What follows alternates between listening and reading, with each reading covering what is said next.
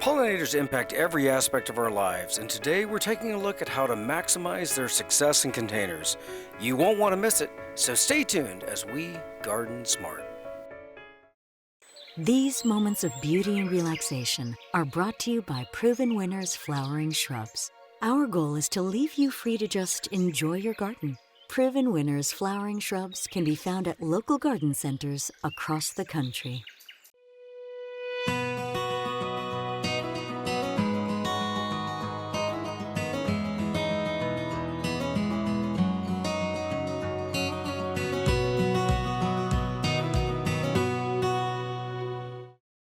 DRAM has been providing gardeners with professional equipment for over 80 years. DRAM products feature 9 water patterns and are designed to nurture your plants with a shower of rain. DRAM for lawn and garden, available at garden centers near you.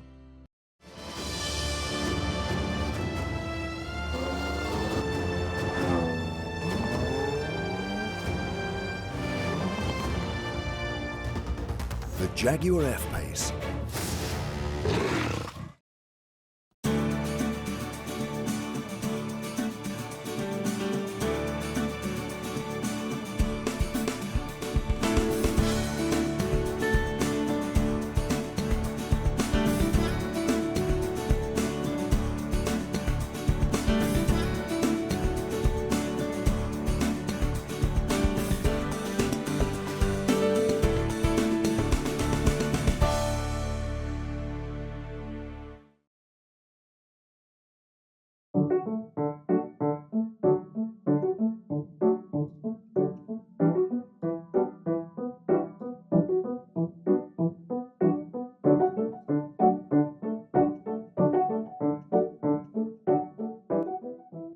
I visited Pamela Crawford's container gardens many times and have long admired her work as a designer and a plantswoman. She's an award-winning author who has published books on container gardening spanning 2 decades. Her latest release is focused on using container gardens to attract and sustain pollinators. She has painstakingly researched the best container plants for pollinators and arranged them into beautiful combinations that will elevate any space and encourage our winged friends to visit. Today she'll share with us what we need to know to make the most of every planting.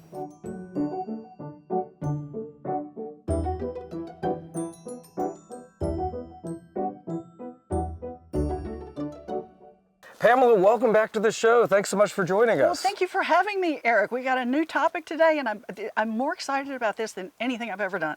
Wonderful. Every time you publish a new book, I'm so excited to see it. And this one I think is particularly exciting. You spent over 3 decades working on pollinator plants and learning what works in the garden. And I think the topic of pollinators is so important. And, you know, we see every decade that goes by, there's decline across many, many species. And you know, we know intuitively that pollinators are important. They affect literally every aspect of our lives. Yes, without question. I've written 13 books. One, I've written the container gardens for butterflies.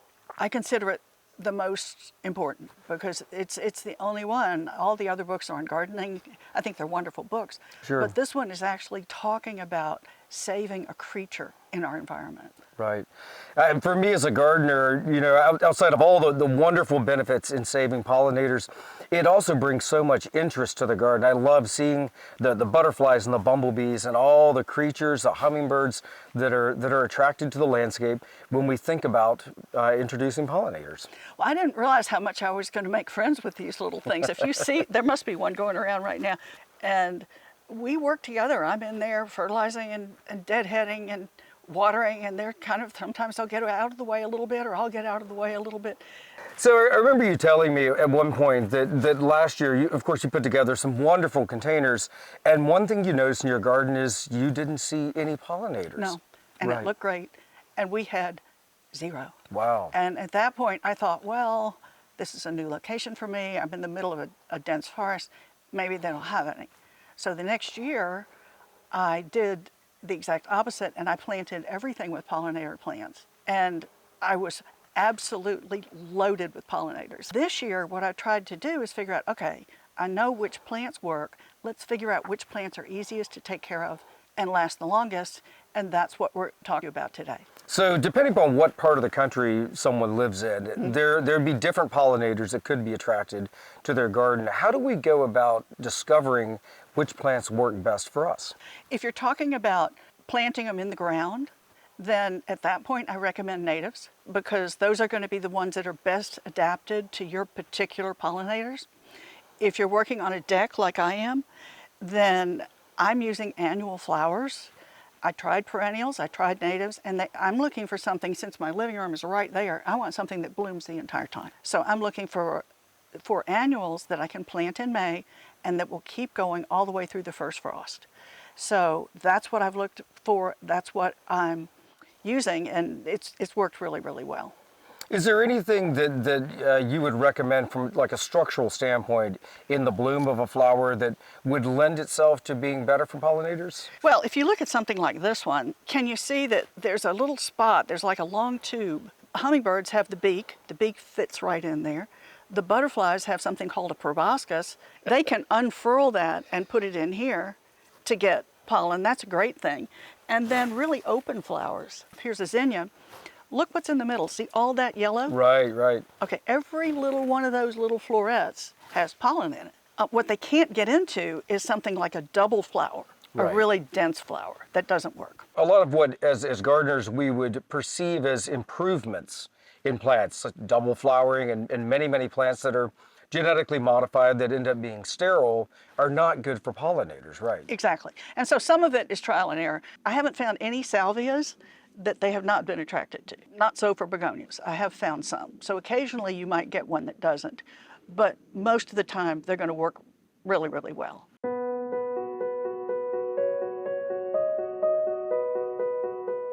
Pamela, I love benefiting from your experience, and of course you've done so much work on figuring out the plants that work great for pollinators. I want us to talk about specific ones that you find to be particularly great for that application. Okay, and what I'm looking for, I'm going to show you my 7 favorite.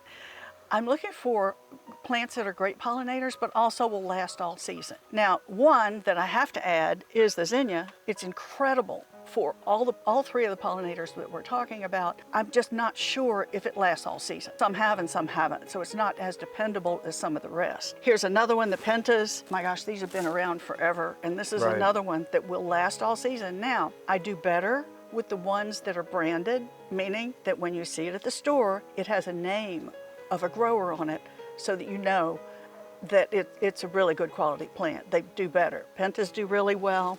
This is really wax begonia, tofat begonia. It's a very elegant name for a plant. It's about 4 times larger than the little wax begonias, and it also gets about 4 times as many pollinators Wow. coming to it. Now you may have to order this one online. I found it at a garden center, but it's worth it. It's worth the wait. It's a beautiful plant. And then, of course, lantana. Lantana's just fabulous. All 3 pollinators are very happy with them. They're swarming this thing on some days. Just good for all 3. This one I added because I don't want to start discounting a lot of plants. If you look at scaevola, it's going to attract a medium amount of pollinators. But what I like about it is it has this trailing habit, and I like that a lot, particularly for all my baskets. So another one I know that you like to use in containers that's great for pollinators is sunflowers. And there's many wonderful new cultivars out there. So one day I was going through a garden center and I saw the perfect sunflower because it was small. It was only like this big and it was covered with blooms maybe this big around. So I bought it and it was called Sunbelievable Brown-Eyed Girl. And it bloomed all the time. I'm talking 50 blooms at once. Probably Wow. did have 1,000 blooms for a full 4 months. Yeah, and some of these new cultivars that, you know, takes them a minute to find their way to the garden centers, and online shopping is a great way to bring those in, and some of them are well worth the effort. Pamela, you do such a wonderful job with your combinations, and one thing that I love about the way that you plant is in many cases they look like an entire globe of flowers. They're so full, and I want you to explain to our viewers how you're able to achieve that effect. Okay, so what I did in this window box, it's not just planted in the top, it's also planted in the sides. And you do that with a window box that has holes in the side. Okay. It's called a side planted window box. And it's flexible, so you can just dip the root balls in water, slide them in, plant around here, and then plant the top. And there's something about the amount of air that gets in through the cocoa fiber that puts them in hypergrowth. But this one is 7, 8 months old, and it keeps going and just getting better. They also come in round sizes. The round sizes come with kits that can put them on a post that goes in the ground, or a post that goes inside a pot. And so it gives you almost like a topiary type effect. Exactly. And those, for me, has been the single best way to get a lot of pollinators, because you have so many plants in it. Right. You have so many here, and then you have them right on the ground. Well, and for small spaces like decks and patios, where you're really trying to maximize the color impact that you can get from planting, being able to go vertical, it gives you a whole new plane to work with. Exactly. So how long does the coconut liner last? Does that have to be changed out every year, or do you get? I change that every year. Okay. Some people reuse them, but I don't know. I just like starting fresh and clean, because the ones that are used are just kind of dirty on the inside, like you Right. would expect. You can't really wash them. I haven't tried putting one in the washing machine. I don't think that would work. So I just get a new liner.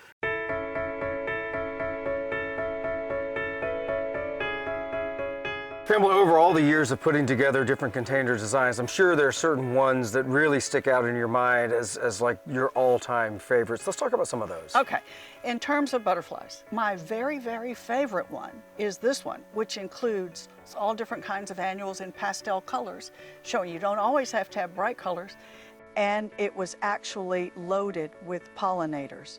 So let's talk about the plants that you used. We used Angelonia, we also used Lantana, we used Terenia, and we also used some dichondra Silver Falls, which is just there for the leaves. And then we have this huge pink Dracaena, which is also there for the leaves. Yeah, and the Dracaena, I think, is a great impact plant for a container. You kind of need that like vertical pop to center the planter. This one I call Butterfly Buffet. Everything I put in it were pollinators. It was just loaded. Put it up there that first day, and they were there. After the first freeze, that was the only time when they stopped coming. And this one is a combination of Celosia, which we haven't talked about today. Celosia is a great plant. This is Celosia intens, which is one of my favorite. It's also got the Terenia in it. It's got New Guinea impatiens with a variegated leaf, which are fabulous, and then Scaevola. Do the pollinators like the New Guinea impatient? Depends on which batch you get. Okay. That one, Sun Patience, they loved. I got Sun Patience again this year for other pots, and they go to it a little bit, but they're not anywhere near as voracious as the ones that were last summer. So that's just something about the breeding process. So I guess some years plants produce more pollen. The plants that do produce more pollen are going to naturally attract more pollinators. Right. And the pollinators, of course, they know exactly what they're looking for. If you have a container with just one plant in it, which we have shown, then you're going to get pollinators. If you put a group of 5 together, you're going to get pollinators. But if you have something like that butterfly buffet, where all the plants are right next to each other, you're going to get more. Well, that's a great tip, and I think it also makes for a particularly dynamic container. Window boxes. I love the window boxes because you can use them on a railing like this, or you can actually use them underneath a window. If you look at this one, it is planted with California daisies in the top, and then we alternate lantana as well as petunias in the sides, and just tucked in the top of the pot are cleomes. Okay. And they love that one. This one I use cleomes again, and this is another break the rules and see what happens, and that it's pastel colors. Supposed to like bright colors, they like this one just fine. And it includes different wax begonias and Scaevola. That's a wonderful combination. Yeah, and you don't always have to make it super complicated. A lot of this has to do with what you want to do. Right. You know, when you go to the garden center, which plants do you really like? Because you're making it for the pollinators and for you. This is bright. I know you'll say that's a Pamela planter. That is definitely This a Pamela is planter. definitely hot orange geraniums mixed with bright colors calibrachoa and petunias. Wonderful. And this planter, this window box, once again, every single plant in it are pollinators, and these are called bat face Cuthias. Okay. I don't use them more because they only last about 3 months, but after I saw how the pollinators went for them this year, I'm going to get some more. And then the golden shrimp plant. Now the golden shrimp plant is not a favorite of butterflies and bees, but the hummingbirds conquer their fears, because they're terrified of everything, and swoop down here and go to the golden shrimp plant. And then lantana is great for all the pollinators. Torrenia, the butterflies go there occasionally, but the bumblebees just love it. They can fit their whole little bodies inside that flower. Wow. And they love that. And that's a great spiller for a container too, and I think especially for a window box. This one has a lot. I put zinnias in the top of this. Now what I'm looking for, plants that I can plant that last all season. I call those my blue ribbon plants. With this one, the zinnias planted in the top did not make it all season. So this one I just put the zinnias and then Melampodium, which does well, the begonias, and Torrenia. And oftentimes with those feature plants, they can be changed out mid-season if we want to go with something else that's going to give us an extended season of bloom. Exactly, which is exactly what I did. Bright colors once again, and this is another one that's simple. I have celosia in the pots at the base, and then at the top I have angelonia, I have marigolds. The big double marigolds do not attract pollinators. There's no room for them to get in. But then I've got the wax begonias, and I've got creeping jenny everywhere. Just Right. because even though it doesn't attract pollinators, it's an attractive lime green accent down the side of the pot. Yeah, and the double marigolds it's a really good example of what happens with improvements and hybridization. Yeah. That sometimes it is trial and error, that we've got to just see what works. And even many native plants that have been hybridized, you think of like echinaceas, and there are these double and triple pom-pom like style echinaceas that are also not great for pollinators, and oftentimes going back to more of the plant in its original form is going to give us more success with pollinators. Exactly. So this is a really simple planting I put together, and when you're working with these ceramic pots or any pots, the larger the pot, the longer it's going to last. Okay. So with this one, and this was a 13-inch wide pot, and I planted it with pentas and plumbago, it lasted for about 4 months. Bowls, I plant a lot of bowls, just because I like the shape. So bowls are not going to give you enough soil volume. They don't fit enough so that the plants are going to last all season. But I love them. They're fast and dirty. You plant it, it looks good the day you plant it. And this one, for example, is just a simple blue bowl. I planted it with angelonia, celosia, echinacea, and with vinca. And this is when I learned that some echinaceas do not attract the pollinators. Okay. These are the size pots that I like. This one is a full 24 inches across. These canna lilies lasted all season long because they had room, just like in nature, for those roots to keep going and going and going. This was simple, but it was effective for the butterflies. We had this celosia in the small pots. The pots were so ornate that I wanted simple plantings, and that really, really worked. So in containers, of course, we're using soilless media. And unlike the garden, of course, I live in Georgia, and, the roots of the plants basically have to spread out more laterally because they're going to hit the clay layer at some point in time. Right. In a giant container, that's not the case. With the soilless media, the roots can go all the way down to the bottom. And so as gardeners, it's a great way to, to have the container conserve water. And that's why the big containers, they have way more root volume. And oftentimes I see like a higher degree of performance out of plants that are put in large containers over even oftentimes ones that I put in the ground. Right. Right. Well, they've got the perfect soil mix in the pot. Well, Pamela, we've had so much fun talking containers with you. It's always wonderful to spend the day with you. And I'm wondering, before we leave, if there's any advice or thoughts that you might have for the home gardener, as far as what they can do to help, rebuild the populations of pollinators. I'm sure you're aware, and I'm sure everybody out there is aware of the plight of the monarch butterflies. You hear a lot about that. But this same problem is with all the pollinators. We have over 20 species of both butterflies and hummingbirds that are now endangered. And then on top of that, this really upsets me. Since 1990, we have lost 90% of our bumblebees. Wow. The entomologists are saying that the hope is with the home gardener. Wow. Which means that if everyone just goes out and plants a few pots, we have the power to bring them back. And there's so much in the way of the native population of flowering plants that just is lost to large commercial agriculture, to developments. We love our shopping malls, but that all comes at a cost to the pollinators. Right. And we can save them. Absolutely. Well, so it's something that we can do. We all just need to do our part and plant pollinators. Yes. Excellent. Thank you, Pamela. Thank you very much.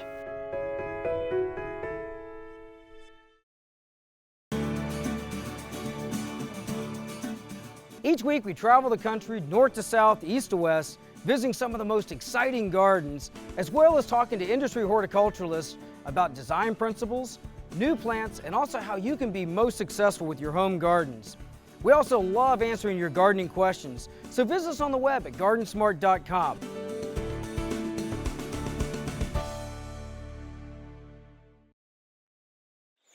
These moments of beauty and relaxation are brought to you by Proven Winners Flowering Shrubs. Our goal is to leave you free to just enjoy your garden. Proven Winners Flowering Shrubs can be found at local garden centers across the country.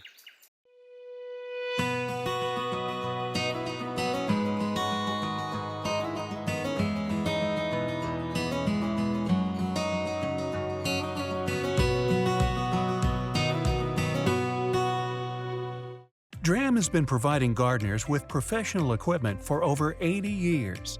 DRAM products feature 9 water patterns and are designed to nurture your plants with a shower of rain. DRAM for lawn and garden, available at garden centers near you.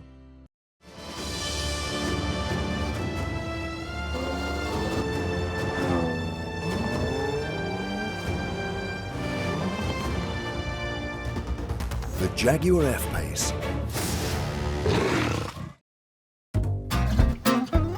It's so much fun exploring ways to bring wildlife right to our doorstep with beautiful container combinations.